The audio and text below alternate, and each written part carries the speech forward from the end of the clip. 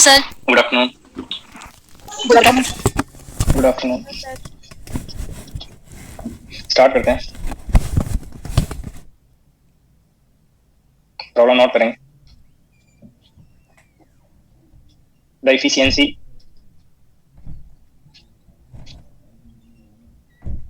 Of A Carnot heat engine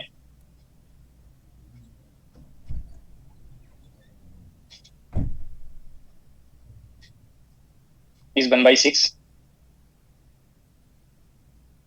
on reducing the temperature of sink by 100 degree centigrade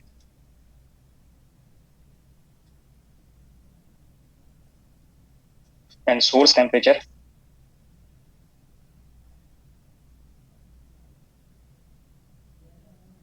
remains unchanged.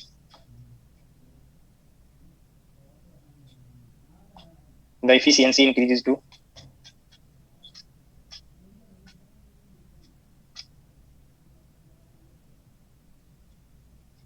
1/3. Find the temperatures of source and sink.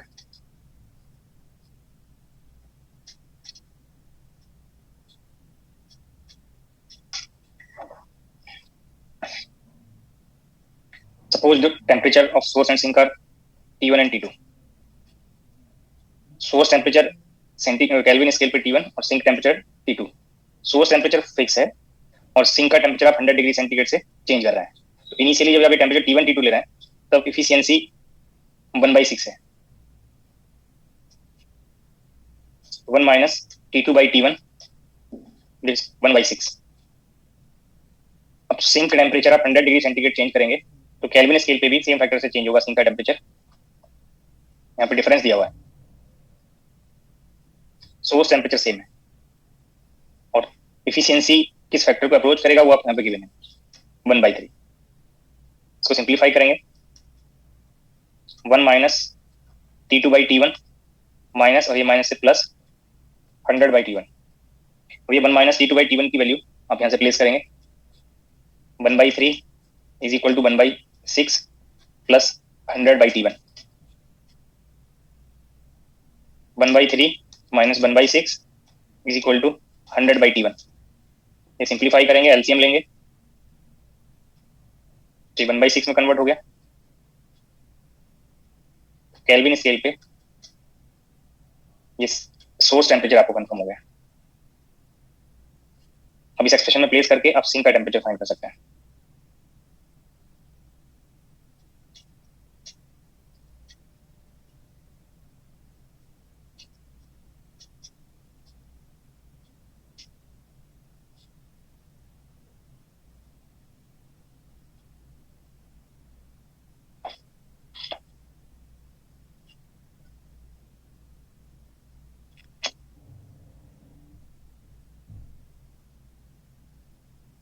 Both temperatures आपको यहाँ पे find हो गए source और sink के change करने से पहले. अगर चेंज करने के बाद सिंक का टेम्परेचर फाइंड करना हो तो इस टेम्परेचर से आप 100 डिग्री डिफरेंस कर दीजिए. आपको चेंज करने के बाद भी सिंक का टेम्परेचर कंफर्म हो जाएगा.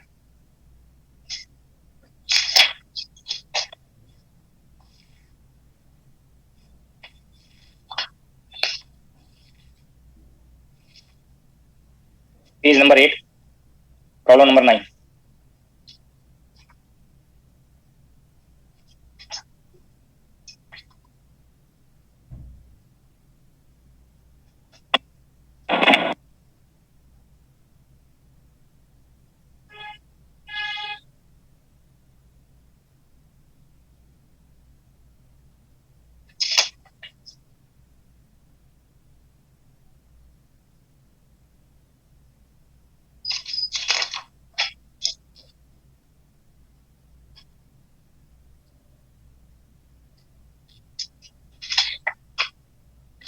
Page number 8, problem number 9. An engine absorbs heat at a temperature of 1000 Kelvin and rejects heat at 600 Kelvin. If the engine operates at maximum possible efficiency. देखो यहाँ पे इंजन में कार्नोट वर्ड नहीं था, reversible heat engine word नहीं था, but जैसे ही आप statement if the engine operate at maximum possible efficiency, तो मैक्सिमम एफिशिएंसी रिवर्सिबल और आइडल और कार्नोट इंजन के लिए आएगा। तो आपको यहाँ से इनडायरेक्टली हिंट है कि कार्नोट इंजन की प्रॉब्लम है। If engine operates at maximum possible efficiency, the amount of work performed by the engine for 2000 joule heat input. तो मैक्सिमम आपको यहाँ पे वर्क के लिए हिंट किया है। और एफिशिएंसी का एक्सप्रेशन अगर आप यूज करेंगे, W work done to heat taken per cycle, जो in terms of temperature 1 minus T2 by T1 आप नोट कर सकते हैं। या इनडायरेक्टली आप यहाँ पे Q1 by T1 is equal to Q2 by T2 Carnot cycle की कंडीशन को यूज करके Q1 गिवन है, T1 T2 गिवन है, Q2 फाइंड कर सकते हैं और डीज के डिफरेंस से आप वर्क फाइंड कर सकते हैं, चाहे जो स्टेप आप अप्लाई कर लें। तो यहाँ से आपको W फाइंड करना है, Q1 गिवन है और T1 T2 गिवन है। तो T2 600 एंड T1 1000 और Q1 वैल्यू 2000। ये सिंप्लीफाई कर लेंगे, आपको जो चाहिए 800 आ रहा है। 800 सर। हाँ जी। नेक्स्ट दीज प्रॉब्लम्स को ट्राई करिए।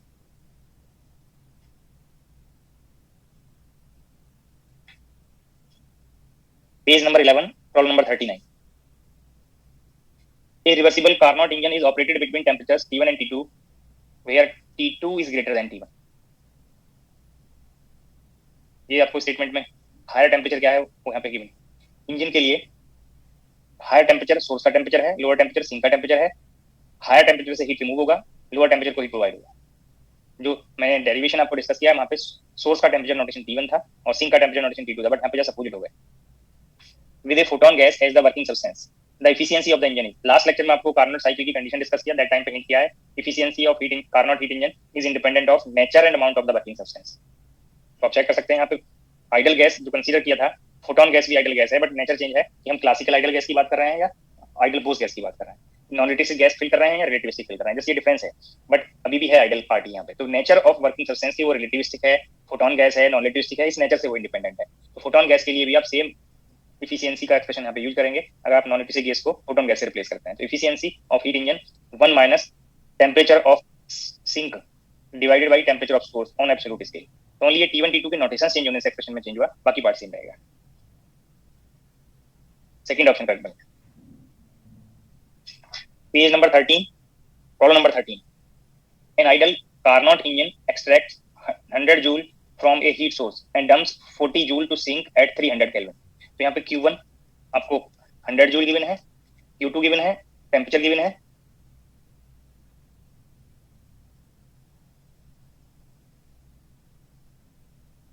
फोर्टी जूल Q2 गिवन है और जिस पर्टिकुलर टेम्परेचर पे सिंक को हीट रिजेक्ट हो रहा है वो temperature T2 that is 300 kelvin. The temperature of heat source T1 आपको यहाँ पे फाइंड करना है। तो ideal Carnot heat engine word यहाँ पे मेंशन किया हुआ है, तो कार्नोट इंजन के लिए ये Q1 बाई T1 और Q2 बाई T2 कंडीशन आप अप्लाई कर सकते हैं। तो यहाँ से आपको T1 फाइंड करना है, Q1 by Q2 into T2, 100 by 40 into 300,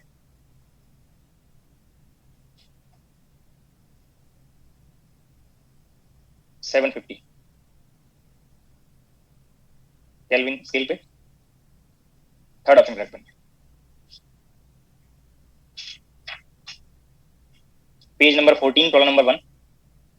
Efficiency of a perfectly reversible Carnot heat engine operating between absolute temperature T and 0। तो यहाँ पे सोर्स टेम्परेचर T1 T दिया है और सिंक टेम्परेचर 0 दिया है, एब्सोल्यूट स्केल सेंटीग्रेड में नहीं है। तो इफिशियंसी आपको कैलकुलेट करना है, 1 माइनस T2 बाई T1 आप प्लेस करेंगे तो ये T2 0 होने से इफिशियंसी मैक्सिमम को अप्रोच करेगा, that is 1।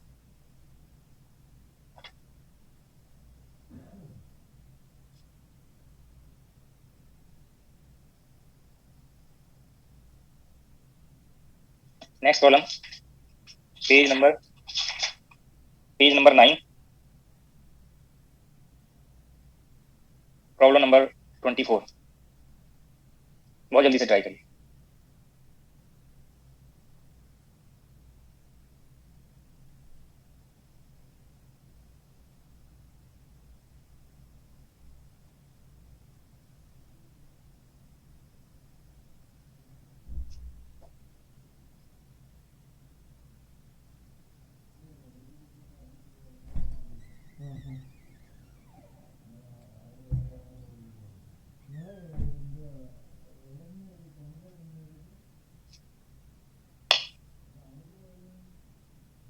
So 416.44 kilo joule per second. देखो स्टेटमेंट में जो आपको ये वैल्यूज प्लेस करनी है, एक बार थोड़ा क्लियर करेंगे सभी कैंडिडेट। जब Q1 Q2 और T1 T2 जो कार्नोट साइकिल की कंडीशन है Q1 by T1 equal to Q2 by T2 में हीट ट्रांसफर किस टेंपरेचर पे हुआ है ये इंपॉर्टेंट है, कोई नोटेशन इंपॉर्टेंट नहीं है। आपको जैसे ये पता होना चाहिए कि किसी भी डिवाइस जो कार्नोट साइकिल पे बेस्ड है तो किस पर्टिकुलर टेंपरेचर पे हीट ट्रांसफर के नोटेशन सब क्या यूज कर रहे हैं, उसकी न्यूमेरिकल वैल्यू क्या है, चाहे वो हीट गिवन हो चाहे हीट रिजेक्टेड हो, क्योंकि एब्सोल्यूट वैल्यूज हैं। तो Q1 is the heat transfer at temperature T1 and Q2 is the heat transfer at temperature T2। अब उसमें चाहे जो नोटेशन आप यूज कर रहे हो, ये heat pump working on Carnot cycle maintains the inside temperature of a house at 22 degree centigrade by supplying 450 kilo joule per second. तो यहाँ पे ये पर सेकंड में ये हीट का रेट दिया हुआ है। तो सपोज ये Q1 मैंने कंसीडर किया, Q1 by T, ये वैल्यू आपको यहाँ पे 450 दिया हुआ है। हीट का जो यूनिट है वो जूल, किलो जूल, कैलोरी आप यूज करेंगे, बट यहाँ पे पर सेकंड दिया हुआ है। तो Q1 by T आपको value 450 kilo joule per second. Temperature T1 273 plus 22 on Kelvin scale. If outside temperature is T2 0 degree centigrade है यहाँ पे, तो 273 केल्विन बन गया। The heat taken in kilojoule per second from the outside air is, तो आपको Q2 find करना, Q2 by T find करना है, किलोजूल पर सेकंड मेंशन किया हुआ है। तो अगर आप कार्नोट साइकिल की कंडीशन अप्लाई करेंगे Q1 by Q2 is equal to T1 by T2, तो यहाँ से आपको Q2 वैल्यू फाइंड करना है, that is Q1 by T1 into T2। पर सेकंड फाइंड करने के लिए आप टाइम से बोथ साइड में डिवाइड कर सकते हैं। ये न्यूमेरिकल वैल्यू आपको नो है, T2 273, T1 273 plus 22 और Q1 by T वैल्यू आपको 450 दिया हुआ है। जब न्यूमेरिकल वैल्यूज फाइंड करेंगे तो 416.67 जो नियरली 417 में कन्वर्ट होता है। डी ऑप्शन करेक्ट बनेगा।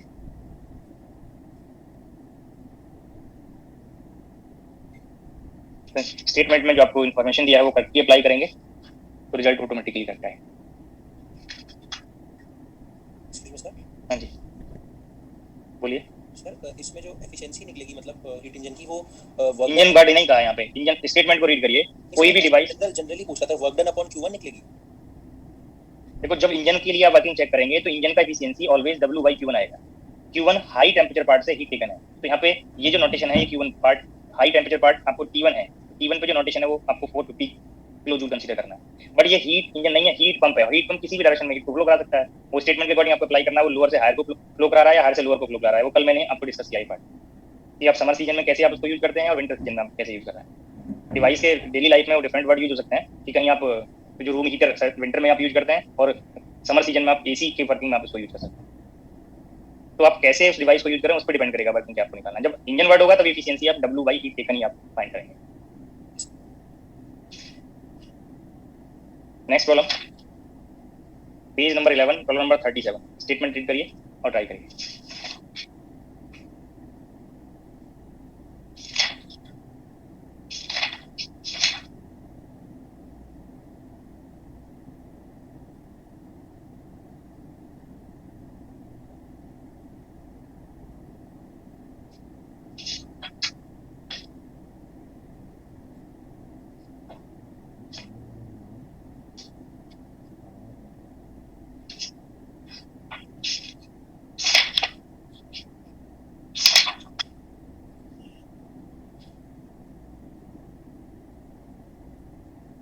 So 37 का 2 NKV LN2।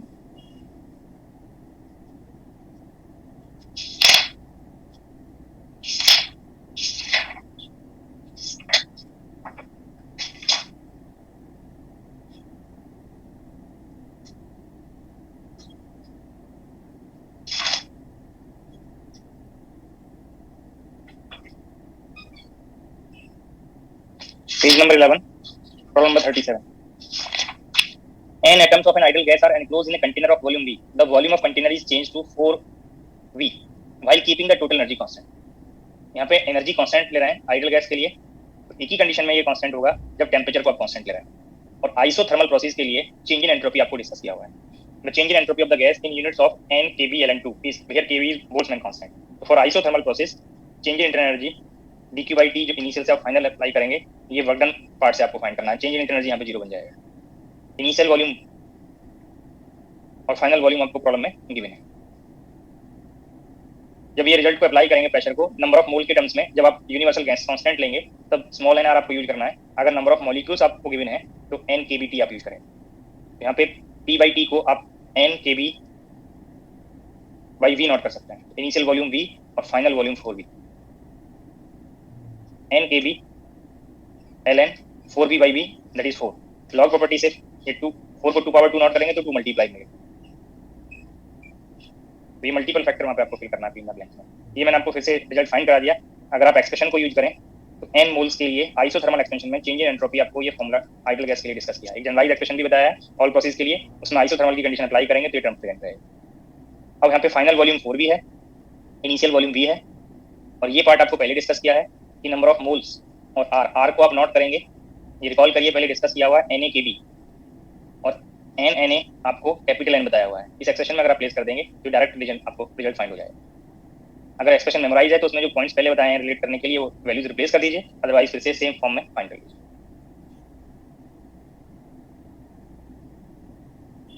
Next problem page number 17, problem number 1। A Carnot engine operates between a heat source at 500 Kelvin and heat sink at 300 Kelvin.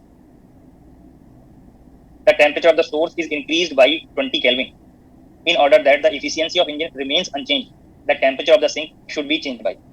Suppose temperature of sink आप delta T से change कर रहे हैं जिससे efficiency same रहे। तो यहाँ पे efficiency का एक्सप्रेशन आप यूज करेंगे 1 minus T2 by T1 that is 1 minus 300 by 500। ये efficiency को सेम रखना है। अगर आप सोर्स का टेम्परेचर अमाउंट दिया इंक्रीज बाई, तो डिफरेंस दिया हुआ है तो 500 पहले था और इंक्रीज करेंगे तो 520, ये सोर्स टेम्परेचर बन गया। अब सिंक का टेम्परेचर, अगर आप यहाँ पे temperature of the sink should be change by, suppose आप डेल्टा टी ले रहे हैं चेंज को, तो ये सिंप्लीफाई करके आप ये डेल्टा टी की वैल्यू फाइंड कर सकते हैं। ये रेशियो में 100 टाइम्स एलिमिनेट हो गया और ये 1 minus 3/5 जब एलसीएम लेंगे ये 2/5 में कन्वर्ट हो गया। 1 minus 300 plus delta t divided by 520, 300 plus delta t by 520, 1 minus 2/5, 300 plus delta t divided by 520, that is 3/5. Then delta t is 3/5 into 520 minus 300. So simplify कर लीजिए।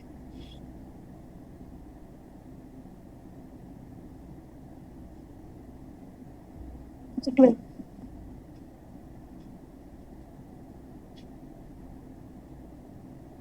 ये डिफरेंस प्लस आया है तो सेकंड ऑप्शन करता।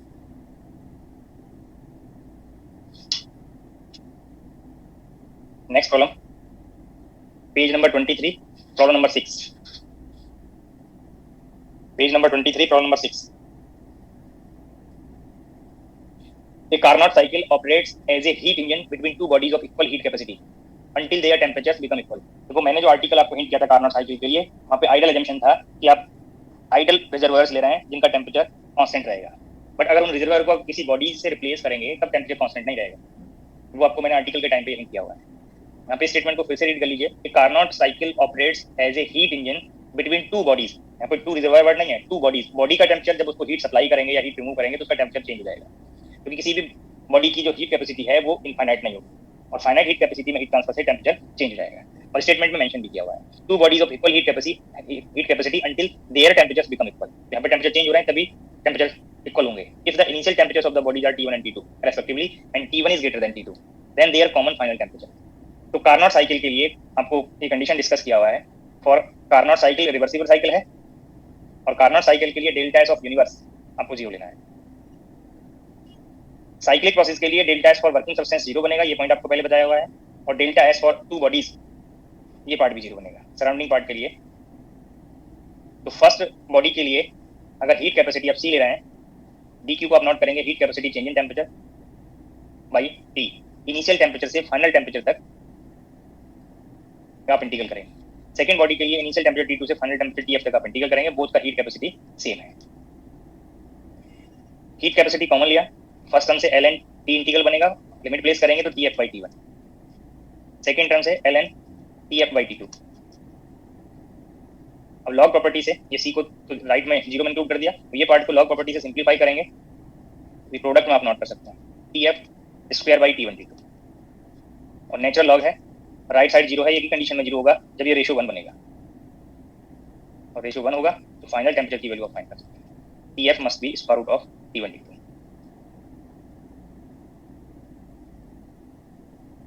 Third option correct बन गया। इसमें एक क्वेश्चन और साथ के साथ नोट कर लें, न्यूमेरिकल क्वेश्चन है 32 पे 20 भी डिस्कस करेंगे, 32 पेज पे ही 17 है।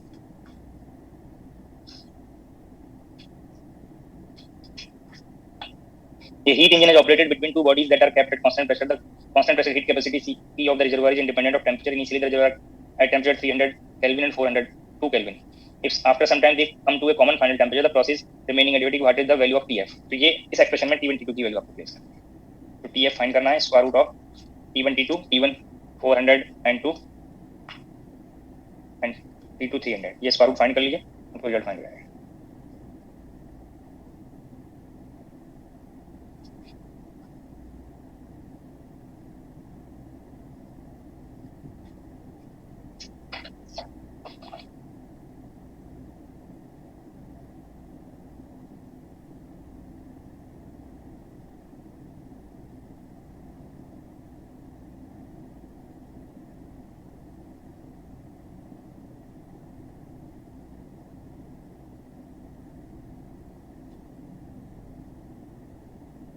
नेक्स्ट प्रॉब्लम के लिए जल्दी से स्टेप्स फॉलो करिए।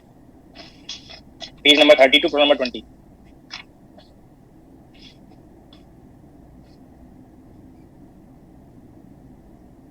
आपको पीवी डायग्राम को टीएस डायग्राम में मैंने कन्वर्ट करना बताया था। यहाँ पे टीएस डायग्राम दिया हुआ है, पीवी डायग्राम आपको फाइंड करना है।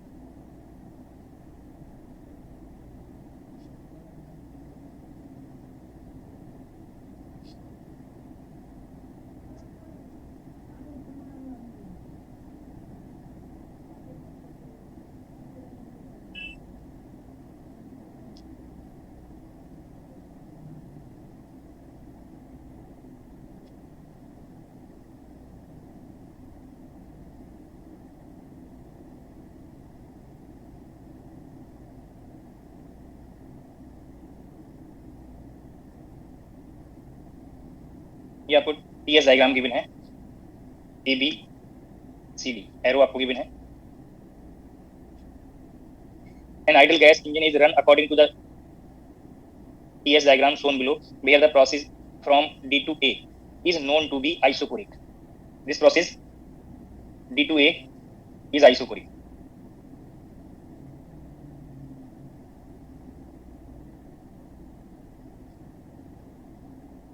For this process volume constant है।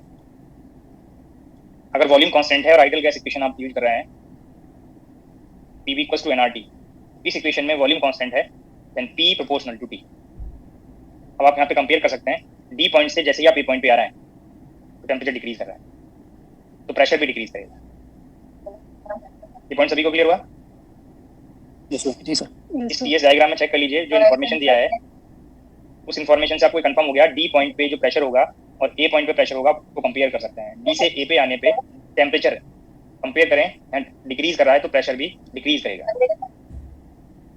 और टेम्परेचर डिक्रीज करेगा तो आप ये DA प्रोसेस के इक्विवेलेंट जो ऑप्शन है पीवी डायग्राम में वो आप चेक करें। D से A पे आने पे प्रेशर डिक्रीज करना चाहिए, वो ऑप्शन आप कंपेयर करिए। C और D ऑप्शन में D से A पे जाने पे प्रेशर रेज करता है, तो C और D बोथ ऑप्शन रॉन्ग हो गए। क्लियर हो गया? A पॉइंट पे और B पॉइंट पे प्रेशर को अगर आप कंपेयर करें, टेम्परेचर को कंपेयर करेंगे तो TA is less then TD, so PA is less then PD। ये पॉइंट से C and D option both wrong हो गए।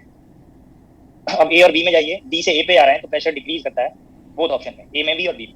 तो ये पॉइंट से B, ये पर्टिकुलर पॉइंट से आप A और B में ऑप्शन सेलेक्ट नहीं कर सकते। अब नेक्स्ट पॉइंट पे आएंगे, the corresponding cycle in the PV diagram will most closely resemble. अगर आप A टू B और C to D Ds process को आप कंपेयर करें, इसमें आप A और B में जो 4 प्रोसेस दिए हैं, एक प्रोसेस तो आपको कंफर्म हो गया D टू A वाला। अब अगर आप C टू D प्रोसेस को कंपेयर करें, दोनों अपोजिट में जा रहा है।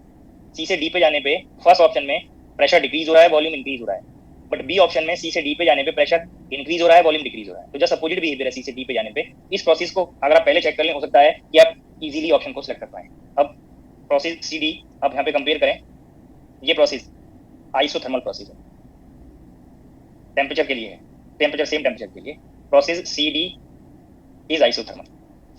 और आइसोथर्मल प्रोसेस के लिए जब आप इक्वेशन ऑफ स्टेट ये फिर से अप्लाई करेंगे तो बॉयल्स लॉ में कन्वर्ट हो जाएगा, P V is equal to constant, P inversely proportional to we.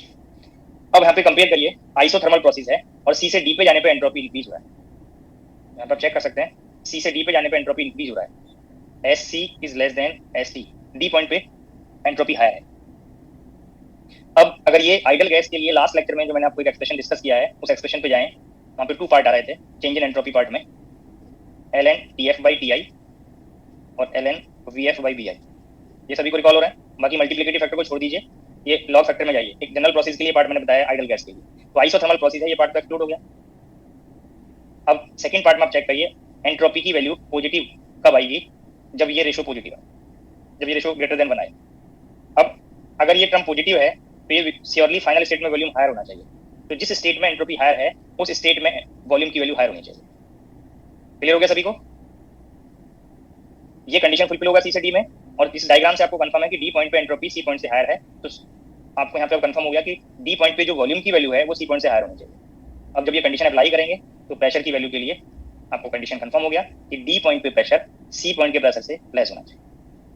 अगर ये इंटरप्रिटेशन आपको कंफर्म हो गया तो आप चेक कर सकते हैं, सी से डी पे जाने पे प्रेशर डिक्रीज हो रहा है, और ये प्रेशर नोटेशन है सर, ऊपर भी इनवर्सली प्रोपोर्शनल होगा ना बी? हाँ, इनवर्सली प्रोपोर्शनल होगा। ये गलत तो क्या है, बोला इनवर्सली था, नॉट करेक्टली हो गया। ये आप यहाँ पे आप चेक करिए, सी से डी पे जाने पे प्रेशर डिक्रीज करेगा, वॉल्यूम इंक्रीज करेगा। ये कंडीशन सिर्फ फर्स्ट ऑप्शन में मैच है। जो मैंने एक्सप्लेनेशन यहाँ पे किया है, ये पार्ट और दीज 2 पार्ट, वो सिर्फ फर्स्ट ऑप्शन में मैच है। Next column, page number 31, problem number 15, बहुत जल्दी से ट्राई करिए। Page number 31, problem number 15।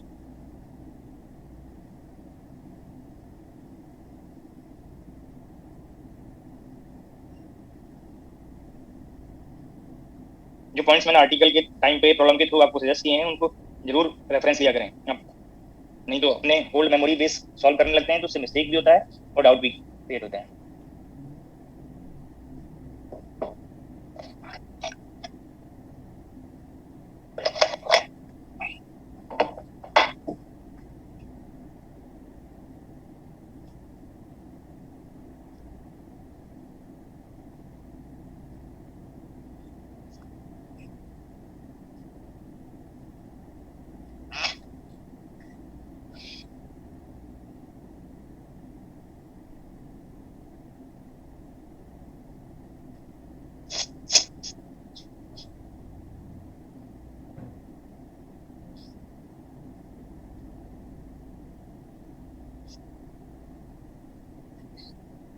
मैं डिस्कस करता हूँ, कंपेयर कर लेंगे जो स्टेप्स आपने फॉलो किए। A thermally 1 mole of monatomic ideal gas is initially at pressure P0 and volume V0. The gas then undergoes a 3-stage cycle consist of the following processes. First, an isothermal expansion till it reaches volume twice V0 and heat Q flows into the gas. Second, an isochoric compression back to the original volume V0. And third, isochoric increase in pressure till the original pressure P0 is regained. Cyclic process है, but जो आपको PV diagram दिया है वो shape को अगर आप compare करें तो आप इजीली एरिया कैलकुलेट नहीं कर सकते। जब भी कर्व लाइन आएगी वहां पे आप एरिया का टी नहीं कैलकुलेट कर सकते। तो ये पॉइंट पे टेम्परेचर दिया है, वॉल्यूम आपको प्रेशर दिया है, वॉल्यूम दिया है। इस पॉइंट पे प्रेशर P0 है, वॉल्यूम V0 है और टेम्परेचर T0 दिया। फर्स्ट जो प्रोसेस है, इस प्रोसेस से इस पॉइंट से आइसोथर्मल एक्सपेंशन इस पॉइंट तक, टेम्परेचर यहाँ पे सेम, बट इस पॉइंट पे वॉल्यूम ट्वाइस भी है। फिर आइसोबारिक, ये प्रेशर P0/2 पे कंप्रेस किया, फिर प्रेशर P0 तक इसको आइसोकोरिक प्रोसेस में सेम टेम्परेचर के लिए इंक्रीज किया है।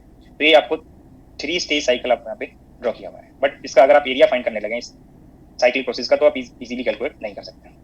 अगर एरिया कैलकुलेट हो जाता तो आप इफिशिएंसी इजीली कैलकुलेट कर लेते हैं। इस पॉइंट पे, ये पॉइंट मैंने ए नोट कर दिया, यहाँ पे बी, ये सी, ए से बी तक ये आइसोथर्मल प्रोसेस है, टेम्परेचर सेम है। बी से सी तक आइसोबारिक प्रोसेस है P0/2 पे, और सी से ए तक आइसोकोरिक प्रोसेस है V0 पे। और आइसोथर्मल प्रोसेस के लिए यहाँ पे हीट ट्रांसफर Q दिया हुआ है ए से बी प्रोसेस के लिए। तो यहाँ पे आप चेक कर सकते हैं, अगर ए से बी तक आप हीट ट्रांसफर फाइंड करें तो वो Q दिया हो रहा है, तो आइसोथर्मल एक्सपेंशन है जिसमें आपका heat taken by working substance. तो QAB heat transfer process A to B is Q, ये प्रॉब्लम के स्टेटमेंट में गिवन है। अगर आप बीसी प्रोसेस के लिए हीट ट्रांसफर फाइंड करें, जो आप ये कांस्टेंट प्रेशर के लिए हीट ट्रांसफर जो आप फाइंड करेंगे तो इसको आप सीपी डीटी यूज कर सकते हैं, बी पॉइंट से सी पॉइंट तक। कांस्टेंट प्रेशर पे हीट ट्रांसफर के लिए आप सीपी डीटी आप यूज करेंगे। मोनोएटॉमिक गैस है और मोनोएटॉमिक गैस के लिए सीपी की वैल्यू 5/2, 1 मोल के लिए 5/2 R1, स्टेटमेंट में 1 मोल मेंशन किया होगा। ये सभी को कंफर्म होना चाहिए, मोर टाइम ये कंसेप्ट डिस्कस करें। तो सीपी 5/2 R आउटसाइड इंटीग्रेशन मैंने नोट कर दिया। बी से सी तक आप इंटीग्रल करेंगे टेम्परेचर पार्ट के लिए, तो बी पॉइंट पे भी टेम्परेचर पता है और आपको सी पॉइंट पे टेम्परेचर स्टेटमेंट में T0/2 दिया हुआ है। डायग्राम आप चेक करिए, तो टेम्परेचर डिफरेंस आप यहाँ पे फाइंड कर सकते हैं। तो 5/2 R एज सच, ये टेम्परेचर T0 से T0/2 तक आप इंटीग्रल करेंगे, तो T0/2 माइनस T0, तो ये डिफरेंस आपको नेगेटिव बनेगा। तो ये मैंने आपको ये हिंट किया था कि वैल्यूज जब आप एफिशिएंसी के एक्सप्रेशन में अप्लाई करेंगे तो वहाँ पे तो एब्सोल्यूट वैल्यू लेनी है, बट किसको आप Q1 में कंसीडर करेंगे, किसको आप Q2 में कंसीडर करेंगे, ये चेक करने के लिए आपको ये आइडिया होना चाहिए कि क्या हीट ट्रांसफर पॉजिटिव है, क्या हीट ट्रांसफर नेगेटिव है। ये पॉजिटिव है, ये आपको नेगेटिव आ गया। अभी थर्ड प्रोसेस के लिए और हीट ट्रांसफर चेक कर लें, C2A के लिए। C2A आइसोकोरिक प्रोसेस पे हीट ट्रांसफर है जिसको आप CVDT नोट कर सकते हैं। CV वैल्यू मोनोटॉमिक गैस के लिए 3/2 R होगा 1 मोल के लिए। सी पॉइंट पे टेम्परेचर T0/2 है और ए पॉइंट पे टेम्परेचर T0 है, टेम्परेचर इंक्रीज हो रहा है, तो यहाँ पे वर्किंग सब्सटेंस को हीट ट्रांसफर होगा, हीट गिवन होगा, तभी ये रिजल्ट आप फाइंड कर सकते हैं, तभी टेम्परेचर रेज करेगा। तो आप यहाँ पे चेक कर सकते हैं, ये डिफरेंस इससे पॉजिटिव आएगा, तो 3RT0/4। तो 3 प्रोसेस था, 3 प्रोसेस के हीट ट्रांसफर आपको यहाँ पे पता चल गए, ये टर्म पॉजिटिव है, ये टर्म पॉजिटिव है, ये टर्म नेगेटिव है।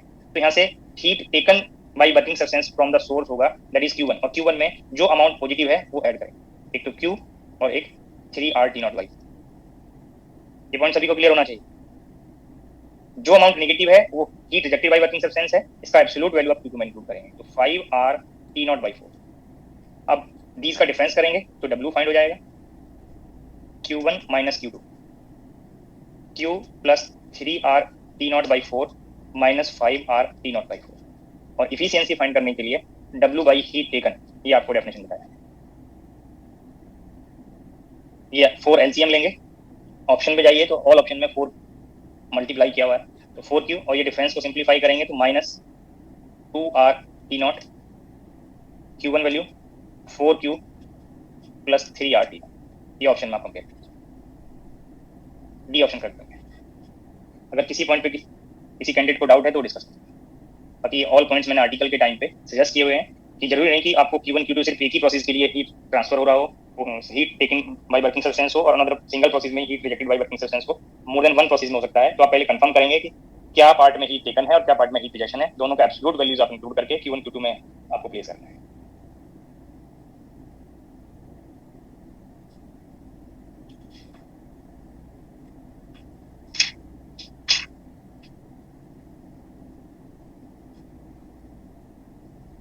फर्स्ट लॉ के एप्लीकेशंस हो गए, सेकंड लॉ पे भी सम क्वेश्चंस आपको डिस्कस हो गए, 2 डिवाइसेस आपको डिस्कस हो गए, उसके स्टेटमेंट बता दिए। थर्ड लॉ से पहले यहाँ पे मैं मैक्सवेल थर्मोडायनामिक रिलेशन की रिक्वायरमेंट होगी सम प्रॉब्लम्स के लिए, और थर्ड लॉ के कुछ पॉइंट्स डिस्कस करने के लिए भी मैक्सवेल थर्मोडायनामिक रिलेशन की रिक्वायरमेंट होगी। तो मैक्सवेल थर्मोडायनामिक रिलेशन हो सकता है बुक में डिफरेंट मेथड से आप स्टडी किए हो, यहाँ पे थर्मोडायनामिक पोटेंशियल से आप मैक्सवेल थर्मोडायनामिक रिलेशंस फाइंड करेंगे, तो उसके लिए आपको थर्मोडायनामिक पोटेंशियल्स का आइडिया होना चाहिए। यहाँ पे डिस्कस करते हैं थर्मोडायनामिक पोटेंशियल्स, और ये थर्मोडायनामिक पोटेंशियल का जो डेफिनेशन है वो स्टैटिस्टिकल मैकेनिक्स में भी रिकॉर्ड होगा।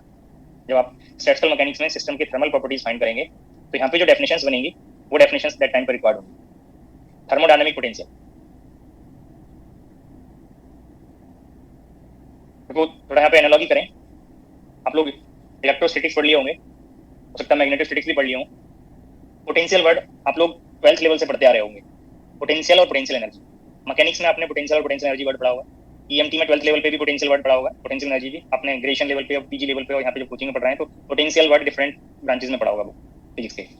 तो अगर आप एनालॉजी करें और वहाँ पे सिमिलरिटी और डिफरेंसेस को कंपेयर करें, तो पोटेंशियल अगर मैकेनिकल पोटेंशियल की हम बात करें और इलेक्ट्रिक पोटेंशियल से इसको कंपेयर करें तो बोथ का यूनिट डिफरेंट आता है।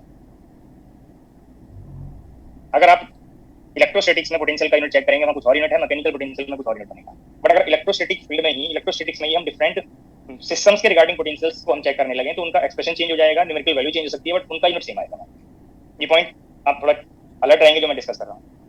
एक फील्ड से अनदर फील्ड में जा रहे हैं तो पोटेंशियल का यूनिट चेंज हो रहा है, बट एक पर्टिकुलर फील्ड में हम किसी सिस्टम्स के लिए अगर हम पोटेंशियल को चेक करने लगे तो वो उसका यूनिट मैच करेगा। अब अगर आप मैग्नेटिक वेक्टर पोटेंशियल पे जाएं तो डेफिनेशन चेंज हो गया, हो सकता है कि वहाँ पे यूनिट फिर से आपका चेंज हो जाए। तो जैसे जैसे आप फील्ड चेंज करेंगे पोटेंशियल का फॉर्म, पोटेंशियल का यूनिट चेंज हो जाए। बट एक पर्टिकुलर फील्ड के लिए चाहे डिफरेंट सिस्टम्स को आप स्टडी कर रहे हैं वहाँ पे यूनिट चेंज है। अब एनालॉजी करेंगे, अगर आपको मैकेनिकल पोटेंशियल पता हो तो मैकेनिकल फील्ड में कोई भी सिस्टम की आपको प्रॉपर्टी फाइंड करना हो तो आप मैकेनिकल पोटेंशियल से आप फाइंड कर सकते हैं। मैकेनिकल पोटेंशियल से आप मैकेनिकल पोटेंशियल एनर्जी बनाएंगे और पोटेंशियल एनर्जी के ग्रेडियंट से आप फोर्स फाइंड कर लेंगे। फोर्स को आप मास इनटू एक्सेलरेशन में नोट करके एक्सेलरेशन फाइंड करेंगे। इसको वन टाइम इंटीग्रल कर लें तो वेलोसिटी पता चल जाएगा। Rate of change of momentum force होता है, यहाँ से इसको वन टाइम इंटीग्रल कर लें तो मोमेंटम पता चल गया।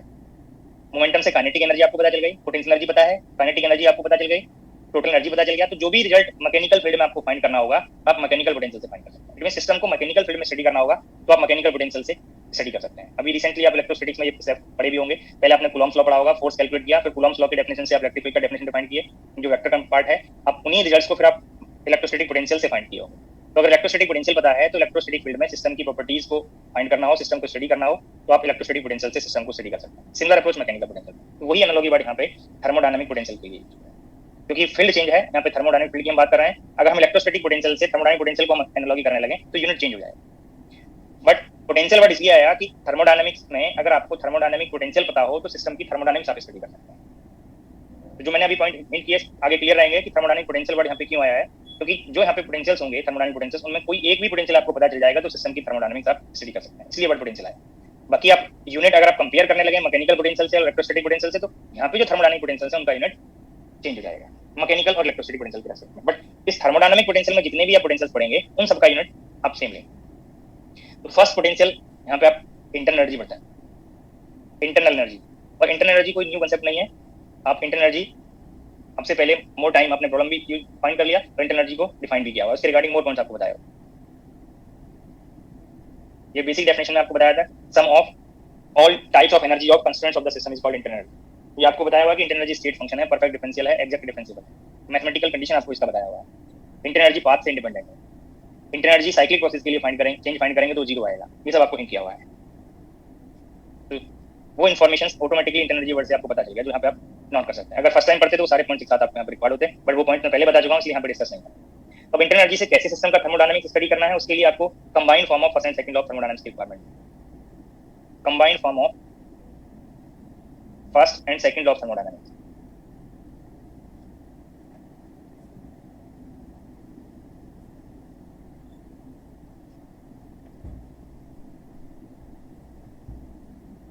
देखो फर्स्ट लॉ रिवर्सिबल और इरिवर्सिबल बोथ प्रोसेस के लिए करेक्ट है, उसका फॉर्म सेम रहेगा। बट जो सेकंड लॉ है उसके फॉर्म में मॉडिफिकेशन है रिवर्सिबल और इरिवर्सिबल प्रोसेस के लिए, लास्ट लेक्चर में आपको डिस्कस किया है। अगर आप ओनली रिवर्सिबल प्रोसेस के लिए नोट कर रहे हैं कंबाइंड फॉर्म को तो dq is equal to TdS, ये आपको पार्ट बताया हुआ है, ये रिवर्सिबल प्रोसेस में इक्वलिटी साइन बताया। अब अगर dq को फर्स्ट लॉ से रिप्लेस करेंगे तो वो du प्लस dw में कन्वर्ट हो जाएगा। तो this is the combined form of first and second law of thermodynamics for reversible process. ये पार्ट रिवर्सिबल प्रोसेस के लिए। अगर आप रिवर्सिबल और रिवर्सिबल बोथ प्रोसेस के लिए इसको कंबाइन करेंगे तो यहाँ पे इक्वलिटी आ जाएगा, इक्वलिटी साइन रिवर्सिबल के लिए और इक्वलिटी इरिवर्सिबल के लिए। बट यहाँ पे जो हम पहले रिजल्ट फाइंड करेंगे इसको एक्सप्रेशंस को फाइंड करने के लिए वो इक्वलिटी साइन है। देखो यहाँ पे जो हम जो भी इन्फॉर्मेशन फाइंड करेंगे इस थर्मोडायनामिक पोटेंशियल वाले पार्ट में, ये पॉइंट मैंने पहले भी डिस्कस किया, उसको मैं रिकॉल करा रहा हूँ जिससे फिर से किसी को डाउट यहाँ पे राइज ना हो। पहले हम आइसोलेटेड सिस्टम के लिए रिजल्ट फाइंड करते हैं, फिर उनको हम क्लोज और ओपन सिस्टम के लिए अप्लाई करते हैं। तो यहाँ पे जो मैं डिस्कस करूंगा वो आइसोलेटेड सिस्टम के लिए, मींस जो यूनिवर्स की कंडीशन थी वो आइसोलेटेड सिस्टम पे अप्लाई होगी। तो by using combined form of first and second law of thermodynamics, तो यहाँ पे रिवर्सिबल और इरिवर्सिबल बोथ प्रोसेस के लिए नोट कर दिया। अब यहाँ पे रिवर्सिबल प्रोसेस के लिए आप यूज करके चलेंगे तो इंटरनल एनर्जी का डेफिनेशन आपको पता चलेगा। फॉर रिवर्सिबल प्रोसेस और रिवर्सिबल प्रोसेस के लिए अगर आप इंटरनल एनर्जी चेंज फाइंड करें तो du is equal to TdS minus dW। और इस वर्क डन को आप अगर हाइड्रोस्टैटिक सिस्टम के लिए जो आपसे पहले पढ़ते आ रहे हैं तो आप इसको PdV नोट कर सकते हैं। ये कोई पॉइंट न्यू नहीं है, ये मोर टाइम आपको हिंट हो गया है। तो फर्स्ट लॉ का जो फॉर्म आपसे पहले पढ़ रहे थे यहाँ पे dq को सिर्फ एंट्रोपी चेंज से रिलेट किया, इक्वलिटी साइन रिवर्सिबल प्रोसेस के लिए। यहाँ से अगर आपको किसी सिस्टम की इंटरनल एनर्जी का एक्सप्रेशन पता हो तो सिस्टम का टेम्परेचर आप फाइंड कर सकते हैं। इस चेंज वाली इक्वेशन को आप यूज करेंगे, पार्शियल डिफरेंशिएशंस आपको रिक्वायर्ड होंगे। In this case internal energy is the function of two independent variable s and v। अब दीज टू वेरिएबल से अगर आप वॉल्यूम को कांस्टेंट कर दें तो del u by del s at constant volume, ये एक्सप्रेशन टेम्परेचर के लिए।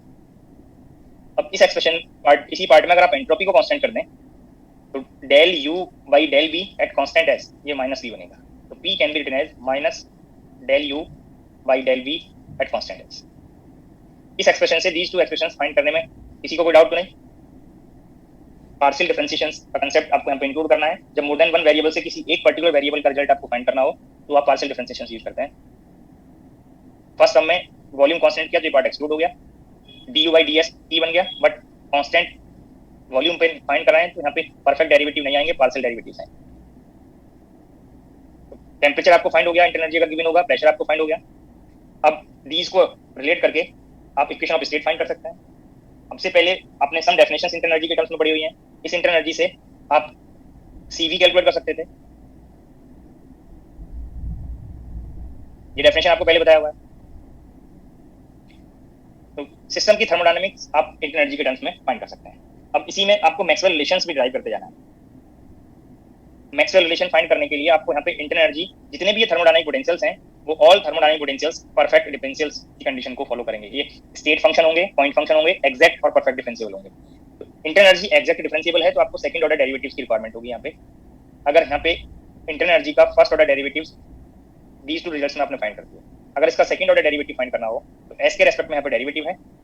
अगर वॉल्यूम के रेस्पेक्ट में आप इसको और डिफरेंशियल कर दें तो del by del V of del you by del S, ये आप फाइंड कर दें तो ये डेरिवेटिव बनेगा del two U by del V del S. ये पॉइंट सभी को क्लियर हो गया? तो ये सेकंड ऑर्डर डेरिवेटिव फाइंड करने के लिए आपको ये del you by del S at constant V की वैल्यू यहाँ पे प्लेस करेंगे तो ये वैल्यू टी है। तो इस टेम्परेचर का पार्शियल डेरिवेटिव वॉल्यूम के रेस्पेक्ट में आपको फाइंड करना है, बट यहाँ पे एंट्रोपी कांस्टेंट रहेगा। अब यहाँ पे फिर से फर्स्ट ऑर्डर डेरिवेटिव है, सेकंड ऑर्डर डेरिवेटिव का ऑर्डर चेंज करना है। इट मींस अगर आपको यहाँ पे पहले एस के रेस्पेक्ट में था, फिर वी के रेस्पेक्ट में, अब यहाँ पे पहले वी के रेस्पेक्ट में और फिर एस के रेस्पेक्ट में फाइंड करना है। तो del by del s of del you by del v, जब del you by del v करेंगे तो एस कांस्टेंट है, और जब डेल बाई डेल एस करेंगे तो वी कांस्टेंट है। तो ये वैल्यू आपको del you by del V, ये दिस इज माइनस पी, तो minus of del P by del S at constant P. तो ये सेकंड ऑर्डर डेरिवेटिव आपको फाइंड होगा। Since u is an exact differentiable,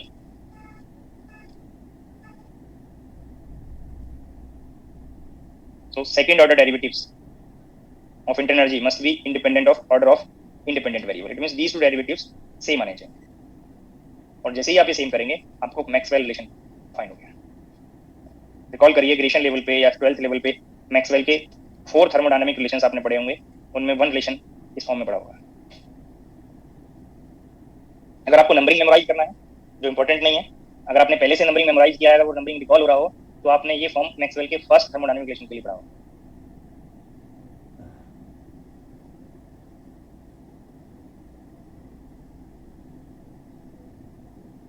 Maxwell thermodynamic relation, अगर numbering जो पहले memorise किया है अगर उससे कोई डाउट नहीं है तो आप कंपेयर कर लीजिए। फर्स्ट मैक्सवेल थर्मोडायनामिक रिलेशन है तो यहाँ पे फर्स्ट नोट भी कर सकते हैं। बाकी नंबरिंग इंपॉर्टेंट नहीं है, किस पर्टिकुलर प्रॉब्लम के लिए आपको किस रिलेशन की रिक्वायरमेंट है वो इंपॉर्टेंट है। तो इंटरनल एनर्जी का डेफिनेशन पहले बताया हुआ है, इंटरनल एनर्जी के सम पॉइंट्स बताए हुए हैं। ये चेंज वाली equation combined form of first and second of thermodynamics से यूज करके आपको थर्मोडायनामिकल रिजल्ट्स कैसे फाइंड करना है, मैक्सवेल रिलेशंस कैसे फाइंड करना है वो आप यहाँ पे डिस्कस करेंगे। बट जो रिमेनिंग थर्मोडायनामिक पोटेंशियल्स यहाँ पे आप नोट करेंगे तो उनके लिए आपको सम एक्स्ट्रा पॉइंट्स अभी फाइंड करने पड़ेंगे। ये तो स्टेप्स रिपीट करने ही है, आपको थर्मोडायनामिकल रिजल्ट्स भी फाइंड करने हैं और आपको ये मैक्सवेल रिलेशंस का फॉर्म भी फाइंड करना पड़ेगा कि अनदर मैक्सवेल रिलेशन कैसे ड्राइव होगा, क्योंकि ये आपने पहले पढ़ा हुआ था, इसलिए आपको यहाँ पे सम लेस स्टेप्स फॉलो करने पड़ेंगे। जब कोई न्यू थर्मोडायनामिक पोटेंशियल्स पढ़ेंगे तो उसका डेफिनेशन पता होना चाहिए, उसका फिजिकल सिग्निफिकेंस पता होना चाहिए, उसके थर्मोडायनामिक रिजल्ट्स कैसे फाइंड करने हैं, ये एग्जैक्ट डिफरेंशियल की कंडीशन ऑल थर्मोडायनामिक पोटेंशियल्स के लिए एप्लीकेबल होगा। तो next thermodynamic potential Helmholtz free energy. देखो एक पॉइंट और यहाँ पे अलर्ट रहेंगे, एक पॉइंट पे अगर आपने नंबरिंग पहले मैक्सवेल रिलेशन का मेमोराइज किया हुआ है तो थर्मोडायनामिक पोटेंशियल्स को भी आप ऑर्डर में ही मेमोराइज करें। पहले इंटरनल एनर्जी, फिर हेल्महोल्ट्ज एनर्जी, फिर एंथैल्पी, फिर गिब्स फ्री एनर्जी, ये 4 पोटेंशियल्स यहाँ पे पढ़ेंगे थर्मोडायनामिक पोटेंशियल्स में। तो अगर आपने पहले मैक्सवेल रिलेशन का नंबरिंग मेमोराइज किया हुआ है, नंबरिंग से आपने उनको डिफरेंशिएट किया हुआ है, तो यहाँ पे भी ये नंबरिंग इसी ऑर्डर में पढ़ेंगे, पहले इंटरनल एनर्जी, फिर हेल्महोल्ट्ज एनर्जी, फिर एंथैल्पी और फिर गिब्स एनर्जी। तो इंटरनल एनर्जी से फर्स्ट रिलेशन बन जाएगा, हेल्महोल्ट्ज एनर्जी से सेकंड मैक्सवेल रिलेशन बनेगा, एंथैल्पी से थर्ड मैक्सवेल रिलेशन और गिब्स एनर्जी से फोर्थ मैक्सवेल रिलेशन। अगर नंबरिंग मेमोराइज नहीं किया है तो चाहे जिस ऑर्डर में आप उनको कर सकते हैं। तो नंबरिंग को मेंटेन करने के लिए मैंने यहाँ पे note second potential Helmholtz free energy. बाकी जब आप प्रॉब्लम सॉल्व करेंगे तो आपको आइडिया रहेगा कि आपको किस रिलेशन की रिक्वायरमेंट है। हेल्महोल्ट्ज एनर्जी सम बुक्स में कैपिटल ए से रिप्रेजेंट करेंगे, सम बुक्स में इसको एफ से रिप्रेजेंट करेंगे। क्वेश्चन के अकॉर्डिंग कोई भी नोटेशन यूज हो सकता है। पहले भी हेल्महोल्ट्ज एनर्जी के लिए मैंने 2 नोटेशन आपको सजेस्ट किया। तो यहाँ पे फर्स्ट टाइम पढ़ रहे हैं हेल्महोल्ट्ज एनर्जी, मैंने आपसे पहले हेल्महोल्ट्ज एनर्जी का नोटेशन बताया, उसका डेफिनेशन नहीं बताया, तो यहाँ पे पहले आपको ये डिफाइन करना पड़ेगा। Helmholtz energy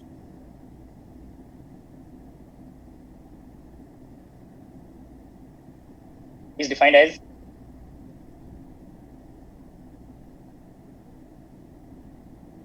U minus Ts. Helmholtz energy is defined as U minus Ts. अब ये डेफिनेशन आपको पता होना चाहिए। समटाइम जब प्रॉब्लम सॉल्व करेंगे तो डेफिनेशन हो सकता है स्टेटमेंट में डिफाइन किया हो, बट जब डिफाइन नहीं किया होगा तो ये फॉर्म आपको पता होना चाहिए। अब इससे चेंज वाली इक्वेशन आप फाइंड करेंगे, इसको डिफरेंशियल करेंगे, इनफाइनेटिसिमल प्रोसेस के लिए चेंज फाइंड करेंगे, तो लेफ्ट साइड में डी ए, राइट साइड के लिए D you minus T D S minus S D T. But आपको यहाँ पे 2 पोटेंशियल का कंसेप्ट आ रहा है, एक इंटरनल एनर्जी का और एक हेल्महोल्ट्ज एनर्जी का। बट कोई एक अगर नोन होगा उससे थर्मोडायनामिक्स डिस्कस करना है तो आपको अनदर थर्मोडायनामिक पोटेंशियल को एलिमिनेट करना है, और इसको एलिमिनेट करने के लिए आप combined form of first and second of thermodynamics से डी यू को एलिमिनेट कर सकते हैं। इस डेफिनेशन को यूज करके डी यू को आप एलिमिनेट करेंगे, और इनफाइनेटिसिमल प्रोसेस ले रहे हैं और रिवर्सिबल प्रोसेस ले रहे हैं। ये डेफिनेशन ऑलवेज करेक्ट है, बट जब इसमें डी यू को एलिमिनेट करेंगे bye using combined form of first and second law of thermodynamics, तो मैंने यहाँ पे मेंशन कर दिया फॉर इनफाइनेटिसिमल रिवर्सिबल प्रोसेस। और जैसे ही आप रिवर्सिबल प्रोसेस का कंसेप्ट लेंगे तो D U can be written as T D S minus D W, और यहाँ पे हाइड्रोस्टेटिक सिस्टम के लिए पी डी, तो इक्वलिटी साइन रिवर्सिबल पार्ट से इंक्लूड हो गया। Then change in Helmholtz energy can be written as T D S minus P D V minus T D S minus S D T, तो T D S some cancel out हो गया।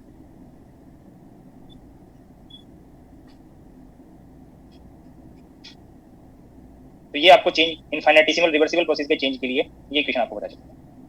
ये definition में reversible का reference नहीं था, but यहाँ पे अब रिवर्सिबल का रेफरेंस है क्योंकि इस टर्म में इक्वलिटी साइन इंक्लूड करके ये रिजल्ट आपने फाइंड किया है। तो ये जो स्टेप आपने यहाँ तक फॉलो किए हैं वो यहाँ पे फॉलो करने की रिक्वायरमेंट नहीं थी, क्योंकि combined form of first and second of thermodynamics से आपको डायरेक्ट बता दें। इसके आगे के स्टेप्स आप फॉलो करेंगे। आपको प्रेशर अगर फाइंड करना है, अगर इस टेम्परेचर को कांस्टेंट कर दें तो चेंज इन टेम्परेचर 0 बनेगा, then d A is equal to minus P D v, और p can be written as d a by d v but at constant temperature, और जब टेम्परेचर कांस्टेंट होगा तो ये डेरिवेटिव पार्शियल डेरिवेटिव में convert होगा, तो del A by del we at constant. Similar way में आप एंट्रोपी फाइंड करेंगे, minus del A by del T at constant v, और दीज 2 डेफिनेशंस आपको रिक्वायर्ड होंगी जब आप कैनोनिकल एंसेंबल पढ़ेंगे स्ट्रक्चरल मैकेनिक्स। जो एक कॉमन स्टेटमेंट मैंने पहले ही हिंट कर दिया कि थर्मोडायनामिक पोटेंशियल से जो आप डेफिनेशन पढ़ेंगे वो स्ट्रक्चरल मैकेनिक्स में आपको रिक्वायर्ड होंगे। अगर हेल्महोल्ट्ज एनर्जी आपको किसी सिस्टम के लिए पता है तो उसका प्रेशर एंट्रोपी फाइंड कर सकते हैं। अब एंट्रोपी से भी कुछ न्यू डेफिनेशंस बनेंगी, उनसे आप रिजल्ट को आगे कंटिन्यू करके आप सिस्टम की थर्मोडायनामिक स्टडी कर सकते हैं।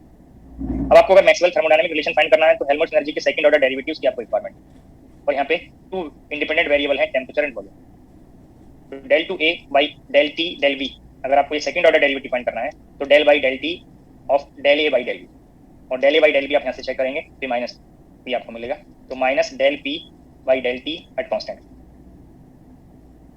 Del two A by del V del T, del by del V of del A by del T, minus del S by del we at constant.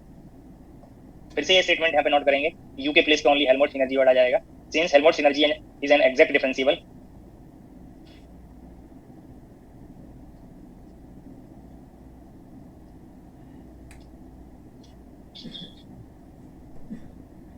these second order derivatives आप same लेंगे।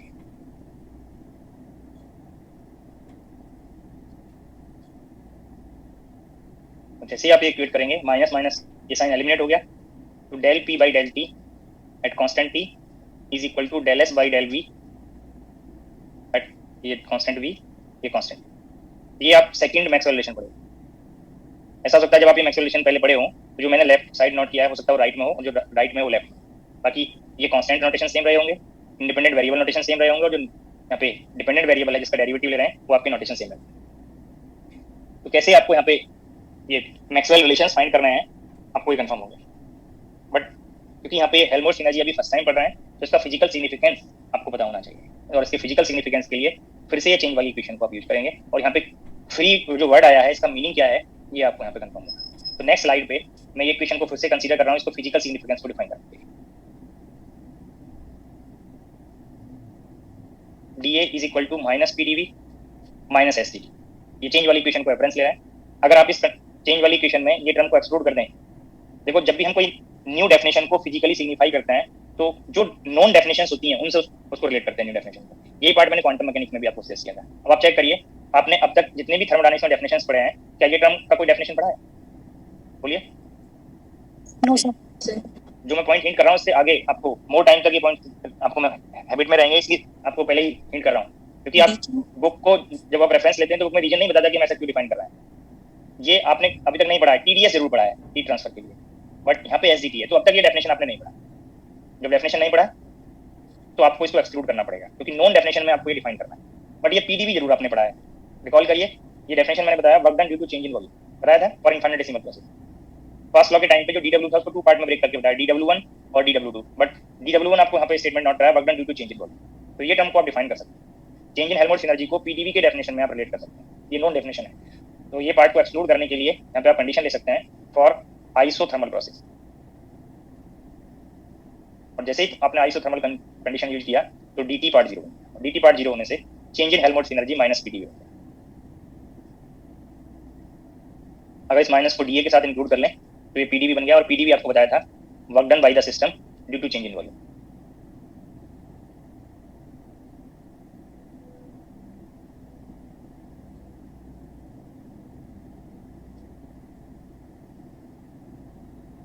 तो ये physically signify होगा। अगर system volume change होने की वजह से जितना वर्क करेगा उतना ही अमाउंट आइसोथर्मल प्रोसेस के लिए, रिवर्सिबल प्रोसेस के लिए उतना ही अमाउंट उसकी हेल्महोल्ट्ज एनर्जी में डिक्रीज है। माइनस मींस डिक्रीज, डिक्रीमेंट आपको यहाँ पे हो जाए। तो फिजिकल सिग्निफिकेंस आप नोट कर सकते हैं कि हेल्महोल्ट्ज एनर्जी क्या फिजिकली सिग्निफाई करेगा।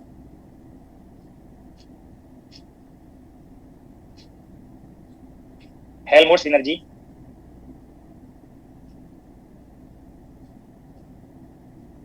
is such that decrease in it gives the maximum amount। पहले स्टेटमेंट नोट कर लें, फिर इसमें जो सम वर्ड है उनको मैं भी हिंट करूंगा। Decrease in it gives the maximum amount of work done during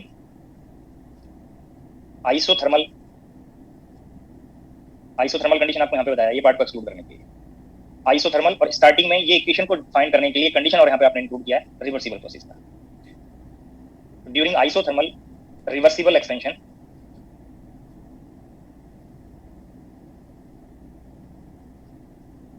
from initial to final state. ये तो इनफाइनाइटेसिमल पार्ट के लिए है। अगर लार्ज चेंज फाइंड करना होगा तो इसको इंटीग्रल करेंगे initial state to final state, जो आपको यहाँ पे हिंट हो गया, initial state to final state. अगर प्रोसेस इरिवर्सिबल होगा तो इरिवर्सिबल के लिए आप लेस अमाउंट में वर्क डन फाइंड करेंगे। तो इसलिए यहाँ पे जो वर्क है, ये मैक्सिमम पार्ट जो आपको बता रहा है वो रिवर्सिबल के लिए है, इसलिए यहाँ मैक्सिमम वर्ड आया, यहाँ प्रोसेस रिवर्सिबल है।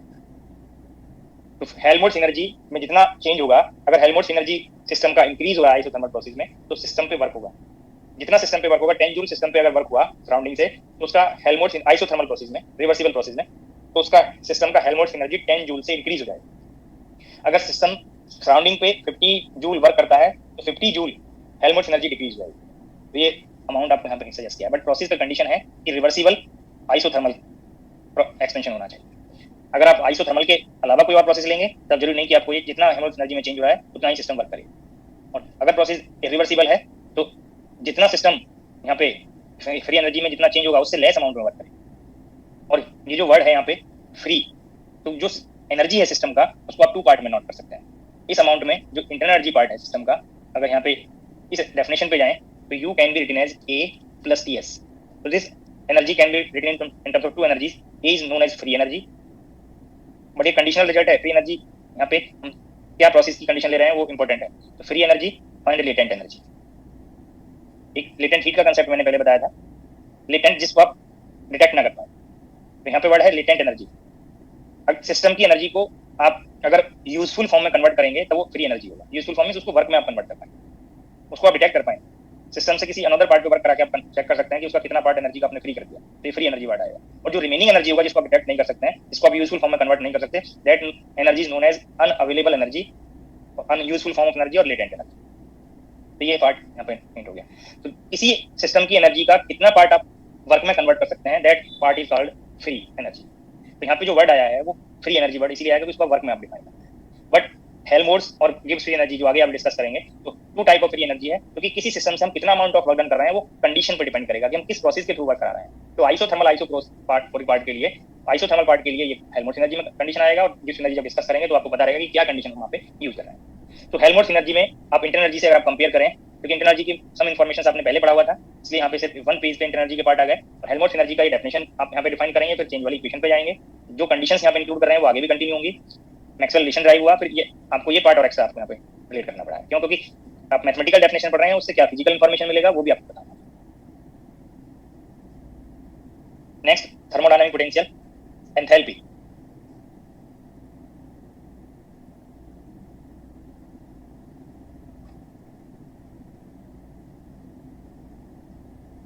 और एंथैल्पी को कैपिटल एच से रिप्रेजेंट करें।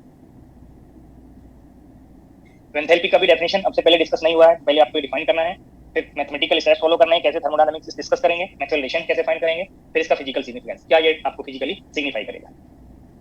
Enthalpy is defined as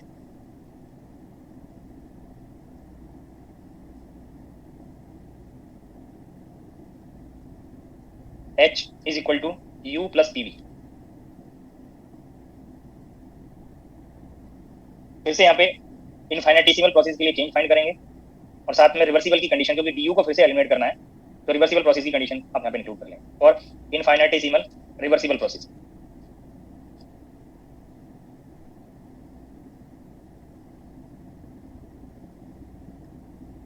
DH is equal to DU plus PdV plus VdP।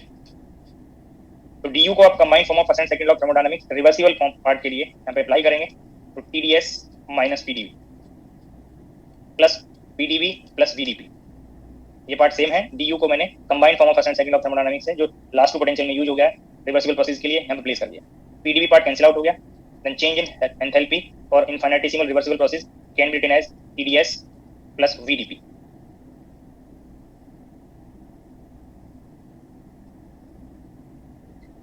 अब थर्मोडायनामिक रिजल्ट्स फाइंड करने के लिए यहाँ से टेम्परेचर फाइंड करेंगे एंथैल्पी से, तो del H by del S at constant P। V आप फाइंड करेंगे del H by del P at constant S। Two independent variables हैं, लाइक दिस आप नोट कर सकते हैं। अब आपको अगर मैक्सवेल रिलेशन फाइंड करना है तो सेकंड ऑर्डर डेरिवेटिव्स आप फाइंड करें। कैसे फाइंड करना है वो मेथड तो सभी को सजेस्ट हो गया, फाइंड कर सकते हैं Maxwell relation. Last two potentials में मैक्सवेल रिलेशन फाइंड करना बताया है, और फाइंड कर सकते हैं। यस तो सर। या अगर आपको मेमोराइज नहीं है तो ये चेंज वाली इक्वेशन अगर आपको पता रहे तो इससे आप डायरेक्ट मैक्सवेल रिलेशन फाइंड कर सकते हैं। जैसे आपने ये फाइंड किया, अब सेकंड ऑर्डर डेरिवेटिव फाइंड करने के लिए आपने S के रेस्पेक्ट में डिफरेंशियल किया हुआ है, तो इस टेंपरेचर का P के रेस्पेक्ट में डिफरेंशियल करना पड़ेगा, इस वॉल्यूम का S के रेस्पेक्ट में डिफरेंशियल करना पड़ेगा, और यहाँ पे कोई साइन में चेंज नहीं है, तो ये रिजल्ट आपको डायरेक्ट मैक्सवेल रिलेशन फाइंड हो गया। Del T by del P at constant S is equal to del V by del S at constant. यही आपने थर्ड मैक्सवेल रिलेशन पढ़ा होगा। बाकी आपको अगर ऑल स्टेप्स फॉलो करने हैं तो ये स्टेप्स आप फॉलो करेंगे, फिर आप नोट करेंगे enthalpy is exact differentiable, so second order derivatives are independent of order, तब आप ये रिजल्ट फाइंड कर सकते हैं। बट किसी को कोई डाउट नहीं होना चाहिए, मैंने वो स्टेप पहले सजेस्ट किया हुआ है, चाहे तो आप इसको फिर से नोट कर सकते हैं।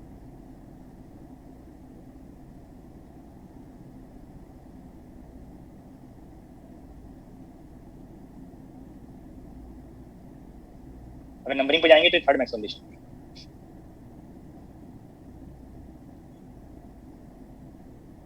एग्जाम में अगर आपको मेमोराइज नहीं है तो ये जो नेसेसरी स्टेप्स हैं वो आप स्किप कर देंगे, तो लेस टाइम में रिजल्ट आप फाइंड कर सकते हैं। ये टर्म आपको इक्वेट करना था, इक्वेट करेंगे तो ये पार्ट आपको फाइंड हो जाएगा।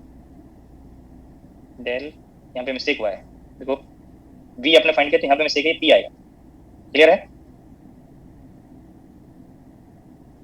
Yes sir.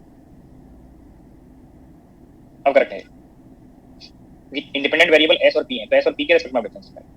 अब करेक्ट है। अब आपको फिजिकल सिग्निफिकेंस नोट करना है, और फिजिकल सिग्निफिकेंस नोट करने के लिए आपको फिर से ये इनफाइनेटिसिमल प्रोसेस के चेंज वाली इक्वेशन आपको रिक्वायर्ड होगी। DH is equal to TdS plus VdP। तो दीज टू टर्म में आप कंपेयर करें, ये टर्म आपने डेफिनेशन पढ़ा है पहले, ये डेफिनेशन अब तक नहीं पढ़ा, ये टर्म का डेफिनेशन पहले नहीं आएगा, तो आप न्यू डेफिनेशन को ओल्ड के टर्म्स में आप डिफाइन करेंगे। तो जब ये आपको डेफिनेशन नहीं पता है तो इसको एक्सक्लूड करने के लिए आप आइसोबारिक प्रोसेस की कंडीशन ले सकते हैं। For isobaric process pressure constant होगा, चेंज इन प्रेशर जीरो बनेगा, और जैसे ही आपने चेंज इन प्रेशर जीरो किया तो change in enthalpy is equal to TDS, and this TDS by using second law of thermodynamics for reversible process, और ये reversible के लिए आपको पहले बताया हुआ है condition, this term can be written as dq but for constant pressure. ये सब सभी को क्लियर होना चाहिए। और कांस्टेंट प्रेशर पे हीट ट्रांसफर को आप heat capacity at constant pressure change in temperature मान कर सकते हैं। तो ये फिजिकल सिग्निफिकेंस आपको यहाँ से कंफर्म रहेगा कि ये टर्म क्या रिप्रेजेंट करेगा। एंथैल्पी पार्ट आपको क्या बताएगा, this is heat transfer eight constant pressure. Change जितना अमाउंट एंथैल्पी में चेंज होगा उतना ही कांस्टेंट प्रेशर पे हीट ट्रांसफर करेगा सिस्टम।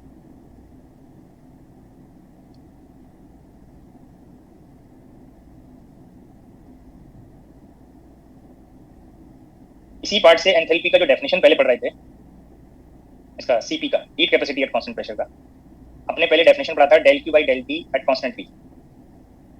एक और डेफिनेशन आपको यहाँ पे बता H by del T at constant P. आगे कहीं अगर रिक्वायर्ड हो heat capacity at constant pressure find करना हो तो दीज टू डेफिनेशंस अब आप यूज कर सकते हैं। फिजिकल सिग्निफिकेंस के लिए आपको ये पॉइंट यहाँ पे नोट करा दिया, चाहे तो स्टेटमेंट आगे नेक्स्ट स्लाइड में मैं नोट कर रहा हूँ, आप नोट कर सकते हैं।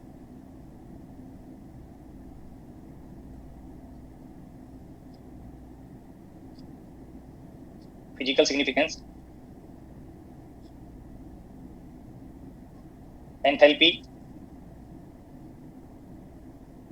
is such that change in it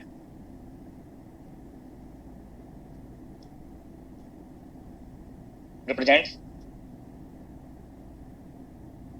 the amount of heat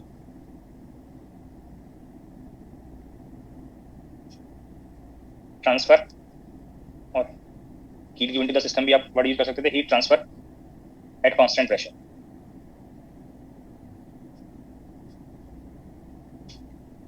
अगर सिस्टम की एंथैल्पी इंक्रीज हो रही है तो सिस्टम को हीट इनवर्ड फ्लो करेगा कांस्टेंट प्रेशर पे। अगर एंथैल्पी डिक्रीज हो रही है तो सिस्टम हीट को रिजेक्ट करेगा। देखो अगर आप गैसीय सिस्टम का रेफरेंस ले रहे हैं तो मोस्टली गैस के लिए आप टू मोर पॉपुलर प्रोसेस के लिए हीट कैपेसिटी पढ़ते हैं, कांस्टेंट वॉल्यूम और कांस्टेंट प्रेशर। मैं आपको क्लियर कर दूं कि जरूरी नहीं कि सिर्फ इन्हीं टू प्रोसेस में हीट ट्रांसफर होगा, इसके अलावा भी सम प्रोसेस में हीट ट्रांसफर हो सकता है। बट आप जब आप आइडियल गैस पढ़े होंगे तो two type of heat capacity और two type of specific heat सभी ने पढ़ा होगा, सीपी और सीवी। बट इसके अलावा भी हीट कैपेसिटी और स्पेसिफिक हीट हो सकता है, बट मोर पॉपुलर आप दीज टू पढ़ते हैं। और मेयर फॉर्मूले से आपको ये कंफर्म है कि सीवी से हायर वैल्यू सीपी का होता है। रीजन भी पता होना चाहिए कि यहाँ पे सीवी के लिए जब आप वैल्यू कैलकुलेट करेंगे, क्योंकि यहाँ पे वॉल्यूम कांस्टेंट है तो लेस अमाउंट में हीट ट्रांसफर करना पड़ेगा सिस्टम के टेंपरेचर का, सिस्टम का टेंपरेचर 1 डिग्री सेंटीग्रेड चेंज करने के लिए, क्योंकि सीपी पार्ट में some amount of heat work done के लिए रिक्वायर्ड हो जाएगा, वॉल्यूम को चेंज करने के लिए यूज हो जाएगा। तो यहाँ पे हायर अमाउंट की रिक्वायरमेंट, जो अमाउंट यहाँ पे जीरो हो जाता है। तो सिस्टम का टेंपरेचर 1 डिग्री सेंटीग्रेड चेंज करने के लिए कांस्टेंट प्रेशर पे आपको मोर हीट सप्लाई करना पड़ेगा with respect to at constant volume. तो अगर हम गैसीय सिस्टम को रेफरेंस लें तो सीपी वैल्यू में मोर हीट ट्रांसफर आप कर रहे हैं, तो एंथैल्पी को आप total heat function word use कर सकते हैं। एच को एंथैल्पी को टोटल, क्योंकि यहाँ पे मोर हीट ट्रांसफर हो रहा है सीपी के लिए। Enthalpy is also known as total heat function और total heat content. Total word इसलिए आएगा कि सी यहाँ पे कांस्टेंट प्रेशर पे फाइंड कर रहे हैं और कांस्टेंट प्रेशर पे कांस्टेंट वॉल्यूम के रेस्पेक्ट में मोर हीट सप्लाई करना है। H is also known as total heat function और टोटल हीट कंटेंट। तो ये पॉइंट्स आपको आगे रिक्वायर्ड होंगे, डेफिनेशंस कहीं रिक्वायर्ड होंगी तो अप्लाई कर सकते हैं। तो 3 पोटेंशियल्स मैंने आपको डिस्कस कर दिए, उनसे मैक्सवेल रिलेशन कैसे फाइंड करना है वो डिस्कस हो गया, उनका फिजिकल सिग्निफिकेंस क्या है वो आपको यहाँ पे हिंट हो गया। नेक्स्ट यहाँ पे पोटेंशियल गिव्स फ्री एनर्जी और गिव्स पोटेंशियल वर्ड भी यूज कर सकते हैं। गिव्स फ्री एनर्जी, इसको आप कैपिटल जी से डिफाइन करें, रिप्रेजेंट करें। डेफिनेशन, गिव्स free energy is defined as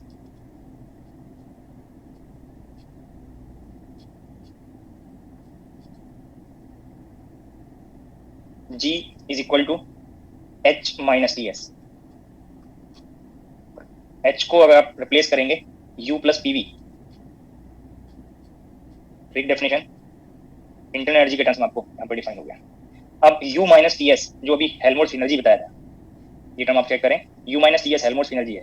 तो 3 डेफिनेशंस गिव्स पोटेंशियल के लिए, गिव्स फ्री एनर्जी के लिए आप यूज कर सकते हैं, A plus PV।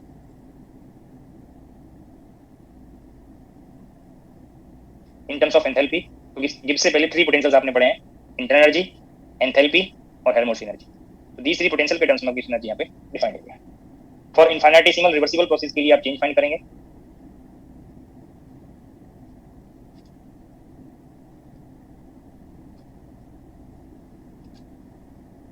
For infinitesimal reversible process performed on hydrostatic system, यहाँ पे थर्मोडायनामिक्स डिस्कस करना है।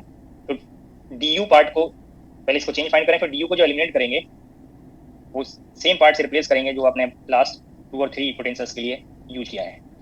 dg is equal to du, किसी भी पार्ट से फाइंड करें, मैं इससे फाइंड कराऊंगा कि du आप फर्स्ट लॉ और सेकंड लॉ के फॉर्म से आप इजीली एलिमिनेट कर ले रहे हैं। तो du plus pdv plus vdp minus tds minus sdt। By using combined form of first and second law of thermodynamics for reversible process, du can be written as tds minus pdv। तो यहाँ से सम term eliminate हो जाएंगे।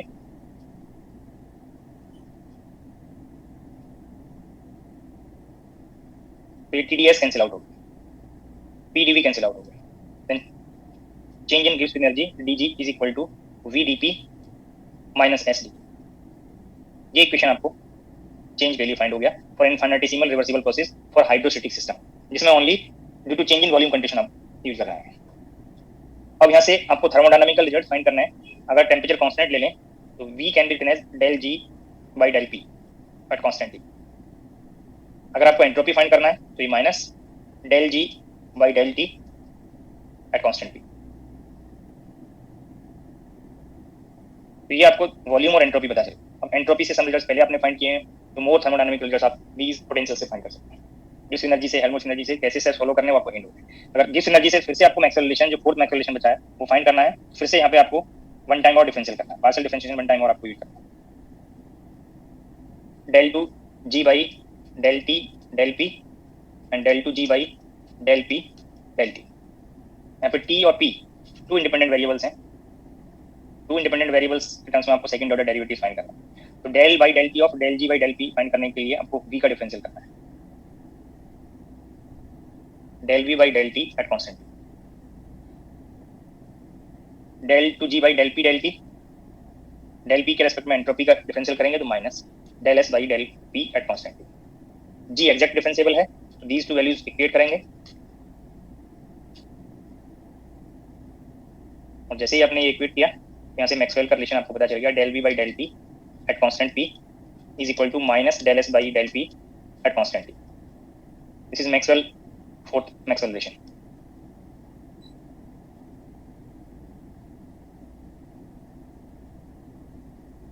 तो कैसे थर्मोडायनामिकल results find करने हैं वो आपको यहाँ पे कंफर्म होगा। गिब्स एनर्जी का डेफिनेशन भी आपको पता चल गया। बट अगर आप ये ऐसे डिफरेंस इनफाइनाइटेसिमल चेंज वाली इक्वेशन को अगर आप यूज करें तो इससे आप इसका कोई फिजिकल सिग्निफिकेंस नॉट नहीं कर सकते। ना तो आपको ये डेफिनेशन पता है, ना आपको इस टर्म का डेफिनेशन पता है। और जब these 2 टर्म का डेफिनेशन आपको नहीं पता है तो इस पर्टिकुलर फॉर्म से आप ये चेंज इन गिब्स एनर्जी को रिलेट नहीं कर सकते हैं। ये पॉइंट सभी को क्लियर हुआ? इस फॉर्म से आप गिब्स एनर्जी को फिजिकली सिग्निफाई नहीं कर सकते हैं क्योंकि यहाँ पे कोई नोन डेफिनेशन आपको नहीं पता है। these 2 टर्म का आपको डेफिनेशन यहाँ पे नहीं कंफर्म है। तो फिजिकली सिग्निफाई करने के लिए ये डेफिनेशन आप यूज करेंगे और इस डेफिनेशन में जब आप ये du को एलिमिनेट कर रहे हैं तो की बार लाइक du को एलिमिनेट करें जिससे यहाँ पे गिब्स एनर्जी के चेंज में कोई नॉन डेफिनेशन वाला टर्म प्रेजेंट हो जाए। मैंने आपको यहाँ पे हिंट किया कि जब dw को आप pdv यूज करते हैं तो उन सिस्टम के लिए उसको अप्लाई करते हैं जिनमें आप प्रेशर अप्लाई करके detectable change in volume find होगा। इट मींस मोर कंट्रीशन या टोटल कंट्रीशन वहाँ पे work done due to change in volume है। सम सिस्टम्स लाइक दिस भी होंगे जिनमें other than due to change in volume भी कंट्रीब्यूट करें। सम सिस्टम्स ऐसे भी हो सकते हैं जिसमें दोनों टर्म कंट्रीब्यूट करें। तो हम इसमें जनरल डेफिनेशन इंक्लूड करेंगे वर्क डन का, जिसमें work done due to change in volume भी आएगा और work done due to other than change in volume भी आएगा। तो गिब्स एनर्जी के इस वाले पार्ट को यहाँ पे यूज करेंगे फिजिकली सिग्निफाई करने के लिए। dg equal to du plus pdv plus vdp minus sdt minus tds। ये आपको गिब्स एनर्जी के डेफिनेशन से इनफाइनाइटेसिमल प्रोसेस के लिए चेंज बता दिया। बट अब की बार इस du को जब एलिमिनेट करेंगे फॉर इनफाइनाइटेसिमल रिवर्सिबल प्रोसेस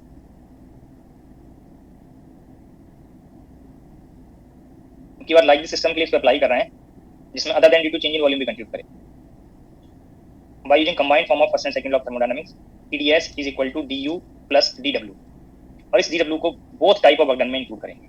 ये आपको नोट कराया था du plus dw1 plus dw2। और ये रिकॉल करिए फर्स्ट लॉ के टाइम पे जब ये फॉर्म बताया उसको रेफरेंस लीजिए।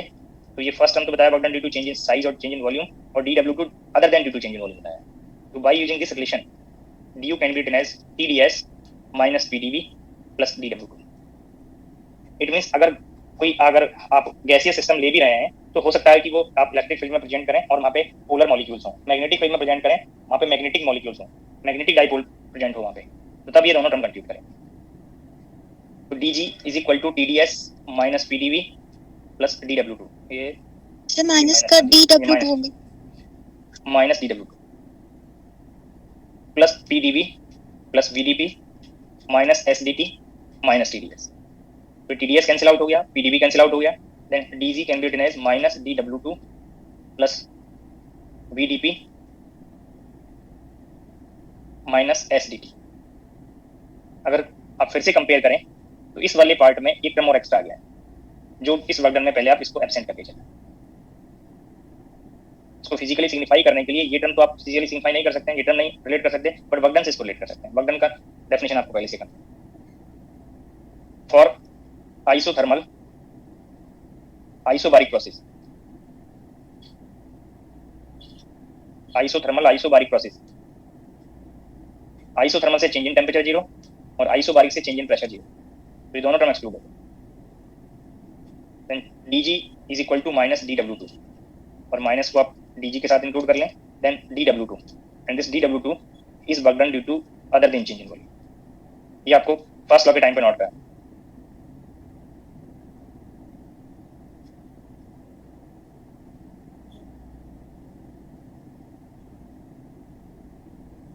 वर्क डन वॉल्यूम का कंडीशन एक्सक्लूड हो गया यहाँ से, तो वर्क डन उसके अलावा जो पार्ट होगा वो work done due to electric field हो सकता है, work done due to magnetic field हो सकता है, मैग्नेटिक मोमेंट की वजह से, इंडक्शन की वजह से, उसके अलावा चेंज इन वॉल्यूम के अलावा जो कंडीशन है वो यहाँ पे। तो अगर आप सिस्टम से चेंज इन वॉल्यूम की वजह से वर्क डन ऑब्टेन कर रहे हैं आइसोथर्मल प्रोसेस में, तो जितना सिस्टम की एनर्जी में चेंज होगा वो फ्री हेल्महोल्ट्ज एनर्जी में चेंज होगा, उतने अमाउंट से जितना वर्क डन करेगा उतना अमाउंट सिस्टम की हेल्महोल्ट्ज एनर्जी डिक्रीज हो जाएगी। बट आइसोथर्मल आइसोबारिक प्रोसेस में सिस्टम जितना वर्क करेगा उतने अमाउंट से सिस्टम की गिब्स एनर्जी डिक्रीज हो जाएगी। वो आपको यहाँ पे दोनों में कंडीशन डिफरेंट है और वर्क से रिलेट तो है बट वर्क भी डिफरेंट टाइप का है, एक में due to change in volume, एक में other than due to change in, तो इसका फिजिकल सिग्निफिकेंस आप नोट करेंगे।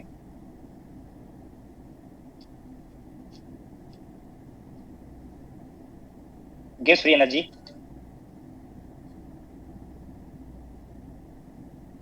is such that decrease in it, minus part से ये डिक्रीज बढ़ा रहा है, decrease in it gives the, फिर से ये जो हमने इक्वलिटी साइन लिया था रिवर्सिबल प्रोसेस के लिए लिया, तो अभी भी यहाँ पे आप मैक्सिमम वर्ड यूज कर सकते हैं वर्क डन का, या प्रोसेस में आपको रिवर्सिबल प्रोसेस वर्ड यूज कर सकते हैं। Decrease in it gives the maximum amount, ये चाहे तो मैक्सिमम वर्ड आप हटा भी सकते हैं क्योंकि रिवर्सिबल से आपको पता चल जाएगा उतने amount of work done due to other than change in volume.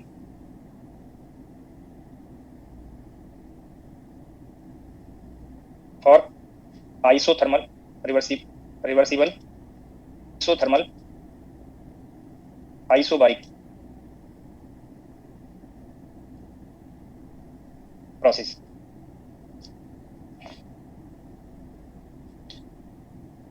तो यहाँ पे मैंने 4 पोटेंशियल्स डिस्कस कर दिए, उनके फिजिकल सिग्निफिकेंस डिस्कस कर दिए, उनसे 4 मैक्सवेल रिलेशंस ड्राइव कर दिए, कैसे थर्मोडायनामिक स्टडी करना है, उन थर्मोडायनामिक रिजल्ट्स फाइंड करने के लिए एक्सप्रेशंस क्या होंगे, कैसे फाइंड करना है, वो आपको मेथड डिस्कस होगा।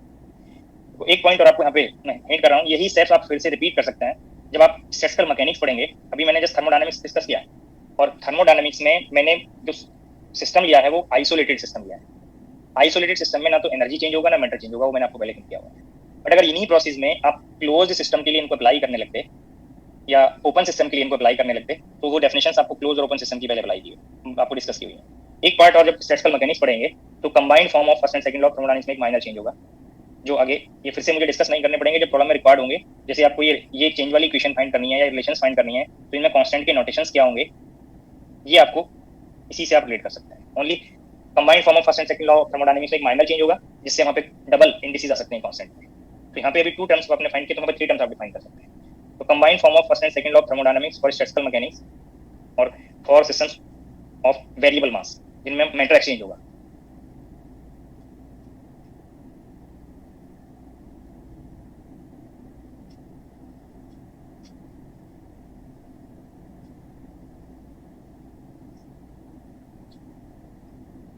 अभी रिवर्सिबल प्रोसेस के लिए टर्म बताया था dq is equal to tds, और इस dq को आपने du प्लस dw नॉट किया था। अगर इसको इनइक्वलिटी में नोट कर लें तो ये फॉर्म बनता है। अभी भी ये मैंने यूज किया, बस dw में एक माइनर चेंज किया। dw को कभी मैंने dw1 यूज किया, दैट इज pdv। अभी लास्ट में से गिव्स फ्री एनर्जी में मैंने 2 वर्क डन यूज किया और उसमें dw2 का फॉर्म शो नहीं किया। सम सिस्टम्स आप जब स्टैटिस्टिकल मैकेनिक्स में स्टडी करेंगे, ये कंबाइंड फॉर्म पढ़ा होगा, तो ये फॉर्म में dw1 तो pdv हो गया, और जो dw2 है वहाँ पे आपने म्यू dn पढ़ा होगा। अगर आप ये रिकॉल करें अपने एमएससी के सिलेबस से, तो ये आपने कंबाइंड फॉर्म पढ़ा होगा first and second of thermodynamics का, और मोस्टली बुक में रिवर्सिबल प्रोसेस के लिए पढ़ते हैं तो इक्वलिटी साइन के लिए हो सकता है आपको पढ़े। ये रिकॉल हुआ सभी को ये एक्सप्रेशन? तो यहाँ पे जो माइनस म्यू dn टर्म है, this is the work done due to change in particles.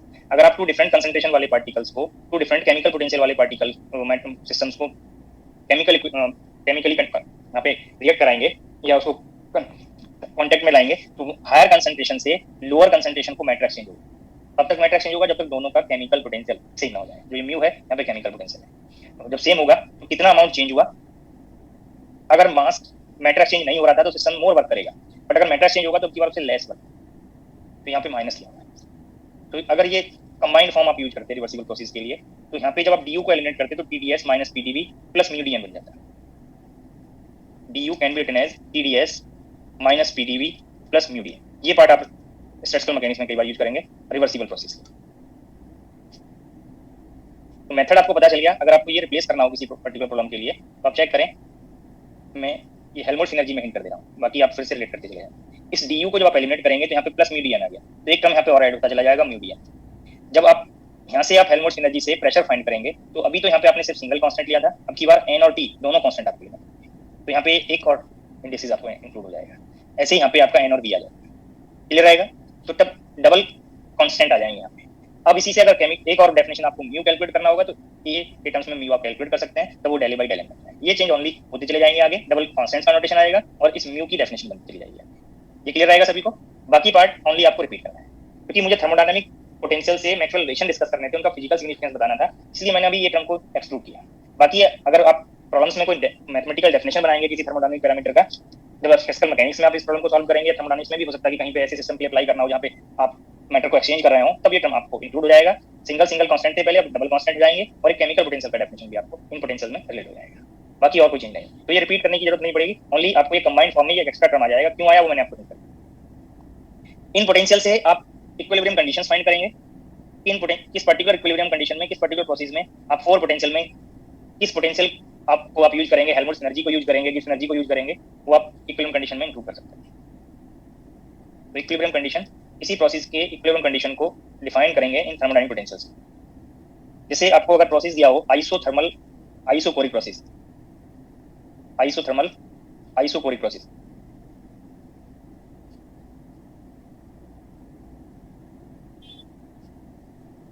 तो आइसोथर्मल आइसोकोरिक प्रोसेस से आप यहाँ पे हिंट हो गया, आइसोथर्मल से dt0, आइसोकोरिक से चेंज इन वॉल्यूम। अब आप कंपेयर करें 4 पोटेंशियल्स में, हो सकता है कि रिकॉल करने में प्रॉब्लम होगी किस पोटेंशियल पे जाएं, बट ये आपको इंडिपेंडेंट वेरिएबल जिस पोटेंशियल में आ रहे होंगे उस पोटेंशियल के टर्म्स में आपको ये प्रोसेस की कंडीशन को डिफाइन करना है। तो आप कंपेयर करें, यहाँ पे गिब्स एनर्जी में P और T इंडिपेंडेंट वेरिएबल थे, एंथैल्पी में S और P इंडिपेंडेंट वेरिएबल हैं, हेल्महोल्ट्ज एनर्जी में आइए T और V आ रहा है। तो यहाँ से आपको पता चल गया change in Helmholtz energy for isothermal के लिए T कांस्टेंट, आइसोकोरिक के लिए V कांस्टेंट इक्वल टू 0। ये इक्विलिब्रियम कंडीशन बना। बट जो इक्वेशन अभी मैंने आपको ये डिस्कस किया था माइनस PdV माइनस SdT, यहाँ पे एक रेफरेंस है, कि ये रिवर्सिबल प्रोसेस के लिए इक्वलिटी साइन है। तो ये कंडीशन अभी जो मैंने बताया वो रिवर्सिबल के लिए। अगर इस प्रोसेस को आपको जनरलाइज करना हो, ये कंडीशन को जनरलाइज करना हो, तो फिर से अगर आप ये स्टेप्स को रिपीट करते चले जाएं, combined form of first and second of thermodynamics, ये पार्ट आप यूज करेंगे, लेस देन और इक्वल टू पार्ट, तो आपको यहाँ पे इस चेंज वाली इक्वेशन का आइडिया मिल जाएगा। बट एक और इजी स्टेप है, आपको मैंने बताया कि ये आइसोलेटेड सिस्टम के लिए अप्लाई कराएं, और आइसोलेटेड सिस्टम की एंट्रोपी कभी डिक्रीज नहीं होती। तो फाइनल स्टेट में या तो ये कांस्टेंट रहेगा एस वैल्यू, या ये इंक्रीज करेगा। जब फाइनल स्टेट में ये इंक्रीज करेगा तो हेल्महोल्ट्ज एनर्जी की वैल्यू डिक्रीज करेगी, और जब डिक्रीज करेगी तो चेंज वैल्यू लेस देन 0 आएगा। तो ये आप जनरलाइज बोथ प्रोसेस के लिए इसको कंबाइन कर सकते हैं इक्विलिब्रियम कंडीशन को, change in Helmholtz energy for isothermal isochoric process either reversible और इरिवर्सिबल, तो ये लेस देन 0 हो जाएगा। जो पॉइंट मैंने सजेस्ट किया, ये इक्वेशन रिवर्सिबल के लिए था, तो इससे चेंज एग्जैक्टली 0 बन रहा है। बट अगर इरिवर्सिबल प्रोसेस भी आप इंक्लूड करेंगे तो ये नेगेटिव बनेगा, चेंज नेगेटिव आएगा, अभी हिंट किया कि लेस वर्क होता है, और जितना अमाउंट पहले 10 जूल वर्क हो रहा था, रिवर्सिबल में चेक करेंगे तो सपोज 9 जूल वर्क हुआ, तो चेंज इन इंटरनल एनर्जी जो वैल्यू होगी इतने अमाउंट से, वो आपकी बार फाइनल स्टेट में लेस बनेगी। तो यहाँ पे आप कंपेयर कर सकते हैं कि नेगेटिव बन जाएगा डिफरेंस। तो ये आपको इरिवर्सिबल और रिवर्सिबल मैंने दोनों कंबाइन कर दिए। इक्वलिटी साइन रिवर्सिबल के लिए आएगा, और ये इनइक्वलिटी वाला जो साइन है वो इरिवर्सिबल के लिए आएगा। बाकी ब्रेक के बाद डिस्कस करेंगे रिमेनिंग कंडीशंस।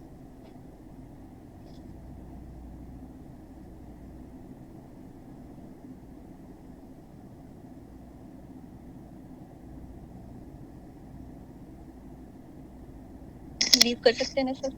हाँ जी सर 1 2 3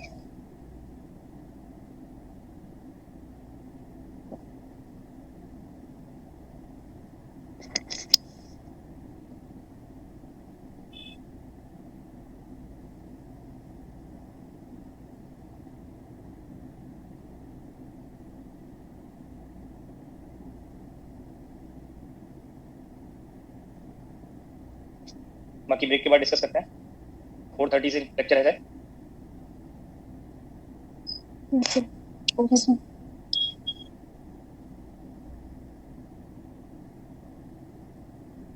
मैं एग्जिट करता हूँ।